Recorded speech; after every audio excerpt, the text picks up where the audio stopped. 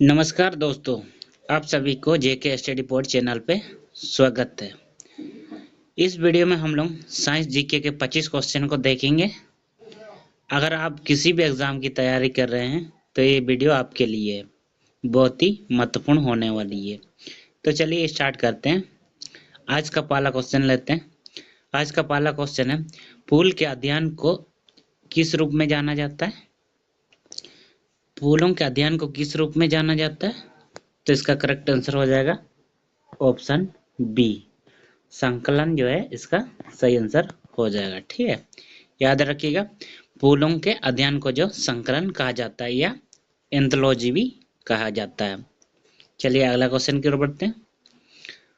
अगला क्वेश्चन है, मानव रक्त का पीएच मान कितना होता है? चलिए आपको बताना है, मानव रक्त का पीएच मान कितना होता है? तो आपका करेक्ट आंसर हो जाएगा ऑप्शन सी, मानव रक्त का पीएच मान होता है। ठीक है, याद रखिएगा 7.4 मानव रक्त का पीएच मान होता है। चलिए आपका अगला क्वेश्चन है, क्वेश्चन नंबर 3। हीमोग्लोबिन एक है, क्या है? प्रोटीन है, कार्बोहाइड्रेट है, वसा है, विटामिन है। तो आपका करेक्ट आंसर हो जाएगा ऑप्शन ए, हीमोग्लोबिन जो है एक प्रोटीन है। ठीक है, याद रखिएगा ऑप्शन ए आपका सही आंसर हो जाएगा। चलिए आपका अगला क्वेश्चन है, हमारे शरीर में सबसे तेजी से बढ़ने वाला विटामिन कौन सा है? हमारे शरीर में सबसे तेजी से बढ़ने वाला विटामिन कौन सा है? Vitamin A, vitamin B, vitamin C, vitamin D. तो आपका करेक्ट आंसर हो जाएगा ऑप्शन डी, विटामिन डी जो है हमारे शरीर में सबसे तेजी से बनता है। ठीक है, याद रखिएगा ऑप्शन डी आपका करेक्ट आंसर हो जाएगा। चलिए आपका अगला क्वेश्चन है, क्वेश्चन नंबर 5। हमारी मांसपेशियों में निम्नलिखित में से किसके संचय से थकान होती है? हमारे मांसपेशियों में निम्नलिखित में से किसके संचय से थकान होती है? तो आपका करेक्ट आंसर हो जाएगा ऑप्शन ए, लैक्टिक एसिड जो है इसका सही आंसर हो जाएगा। ठीक है, लैक्टिक एसिड के जम जाने से हमें थकान होती है, याद रखिएगा। चलिए आपका अगला क्वेश्चन है, क्वेश्चन नंबर 6। पृथ्वी का पलायन वेग कितना होता है? पृथ्वी का पलायन वेग कितना होता है?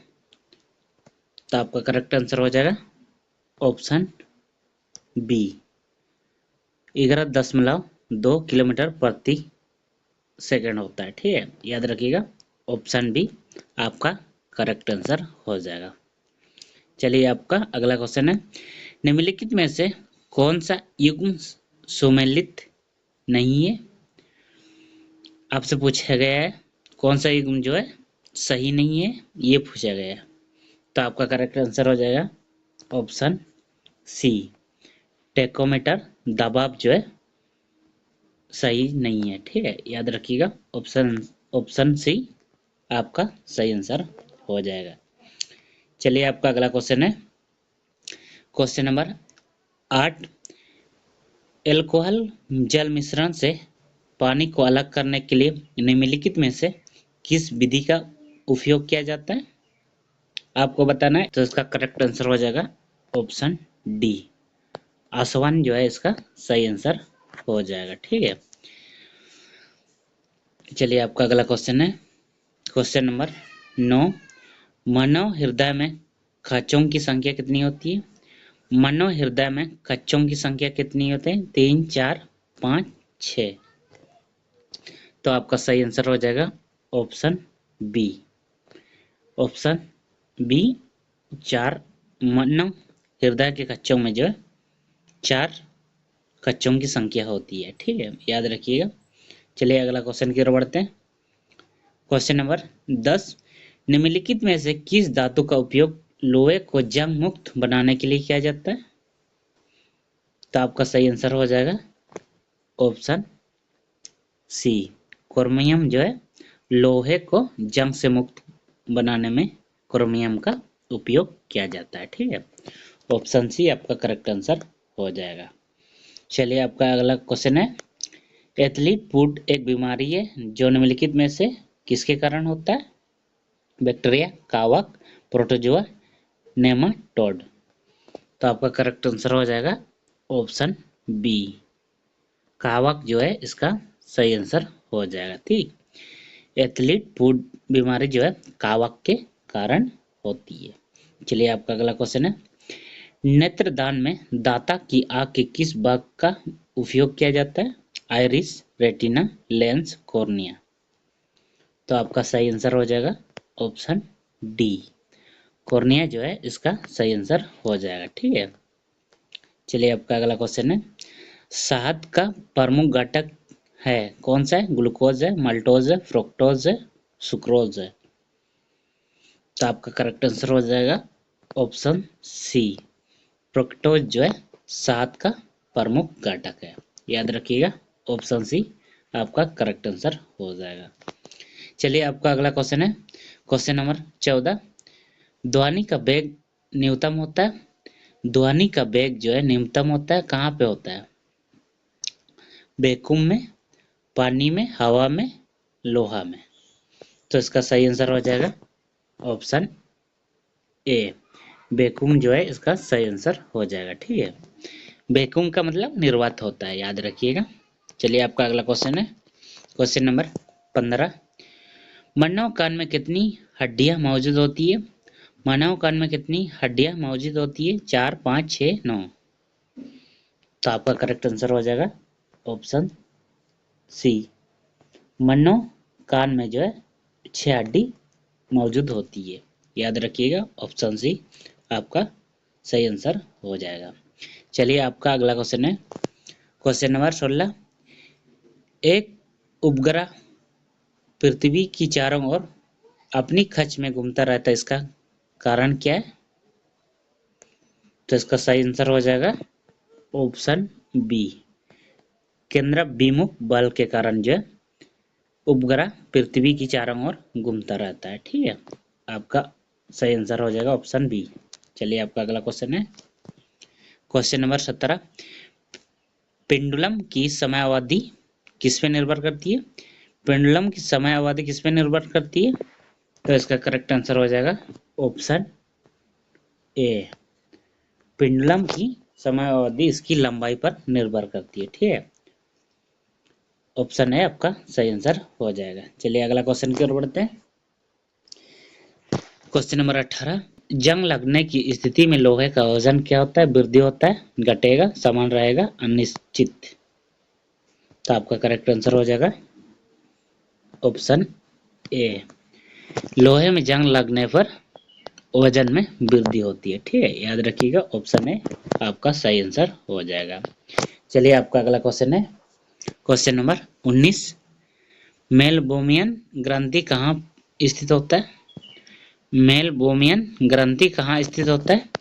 कान में, नाक में, त्वचा में, आंख में। तो आपका सही आंसर हो जाएगा ऑप्शन डी, आंख में जो है मेलबोमियन ग्रंथि उपस्थित रहता है। ठीक है, याद रखिएगा आंख इसका सही आंसर हो जाएगा। चलिए आपका अगला क्वेश्चन है, क्वेश्चन नंबर 20, हमारे शरीर का वजन ज्यादातर किससे बना होता है? हमारे शरीर का वजन ज्यादातर किससे बना होता है? हड्डियों से, शरीर के अंगों से, पानी से, त्वचा के हिस्से से। तो आपका सही आंसर हो जाएगा ऑप्शन सी, पानी जो है इसका सही आंसर हो जाएगा। ठीक है, हमारे शरीर का वजन ज्यादातर जो है पानी से बना होता है। ठीक है, याद रखिएगा ऑप्शन सी आपका करेक्ट आंसर हो जाएगा। चलिए आपका अगला क्वेश्चन है, क्वेश्चन नंबर 21, ऑप्टिकल फाइबर प्रकाश के निम्नलिखित में से किस सिद्धांत पर काम करता है? ऑप्टिकल फाइबर प्रकाश के निम्नलिखित में से किस सिद्धांत पर कार्य करता है? तो इसका सही आंसर हो जाएगा ऑप्शन डी, पूर्ण आंतरिक परावर्तन जो है इसका सही आंसर हो जाएगा। ठीक है, याद रखिएगा ऑप्टिकल फाइबर जो है पूर्ण आंतरिक परावर्तन पर सिद्धांत पर कार्य करता है। चलिए आपका अगला क्वेश्चन है, क्वेश्चन नंबर 22, जंग लगना कौन सा परिवर्तन है? जंग लगना कौन सा परिवर्तन है? तो इसका सही आंसर हो जाएगा ऑप्शन सी, रेडॉक्स अभिक्रिया। ठीक है, याद रखिएगा, जंग लगना जो है रेडॉक्स अभिक्रिया होता है। चलिए आपका अगला क्वेश्चन है, क्वेश्चन नंबर 23। दाब की एसआई इकाई क्या है? दाब की एसआई इकाई क्या है? न्यूटन है, वेबर है, पास्कल है, हेनरी है। तो आपका करेक्ट आंसर हो जाएगा ऑप्शन सी, पास्कल जो है दाब का एसआई मात्रक है। याद रखिएगा, ऑप्शन सी आपका सही आंसर हो जाएगा।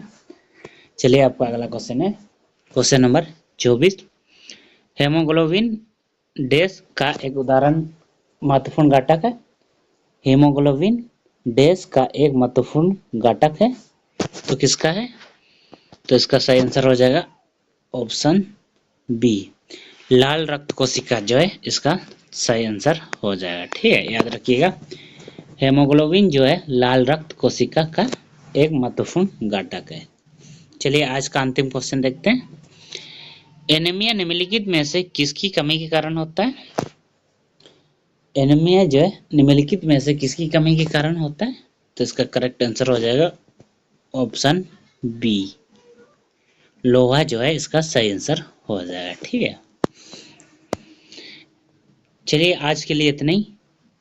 अगर आपको वीडियो अच्छा लगा तो लाइक एंड चैनल को सब्सक्राइब जरूर कर लीजिएगा। अगला वीडियो में फिर मिलते हैं, तब तक के लिए जय हिंद जय भारत।